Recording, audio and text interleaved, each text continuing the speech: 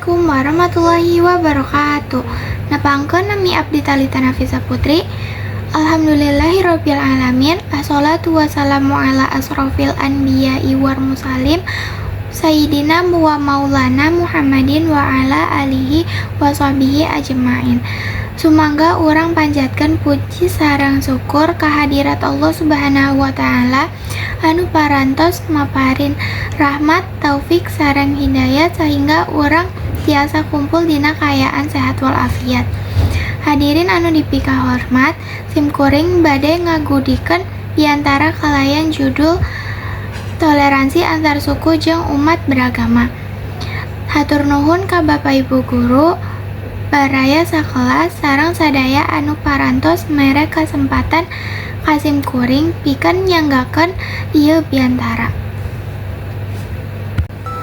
Toleransi mangrupakan pondasi utama dina ngawangun masyarakat nu rukun jeung damai. Di Indonesia nu pinuh ku karagaman suku, agama jeung budaya. Toleransi penting pisan pikeun ngajaga persatuan jeung kasatuan bangsa. Urang kudu saling ngahargaan jeung narima bedana supaya karagaman ieu bisa jadi kakuatan pikeun ngahiji. Toleransi lain hartina kudu satuju jeung kamadaigan atawa kapercayaan batur. Tapi leuwih kana kumaha urang bisa ngajenan kana hak jeung kabebasan sejen.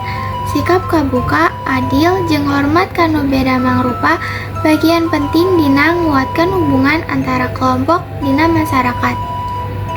Tantangan pikeun ngajaga toleransi ayana beki loba, utamana ku aya barita bohong, polarisasi, jeung konflik. Ku kituna urang kudu tetep ngajaga komitmen pikeun saling hormat jeung ngawangun dialog nu hade. Pendidikan jeung media oge boga peran penting dina nyebarkeun nilai-nilai toleransi ti leuleuntik. Kalayan sumanget gotong royong, kabersamaan, jeung rasa silih pikanyaah, urang bisa ngawangun Indonesia nu leuwih toleran jeung inklusif. Hayu urang jadikan toleransi minangka dasar kahirupan sapopoe bae dina rumah tangga, sakola, tempat gawe, jeung masyarakat. Sangkan Indonesia bisa jadi contoh keur dunia dina ngajaga karagaman kalayan damai. Upami dina biantara aya nu kurang maraneh, simkuring nyuhunkeun hapunten nu kasuhun-suhunna sabab nu sampurna mah mung Gusti nu Maha Kuasa. Mugia ieu biantara aya manfaatna pikeun sadayana.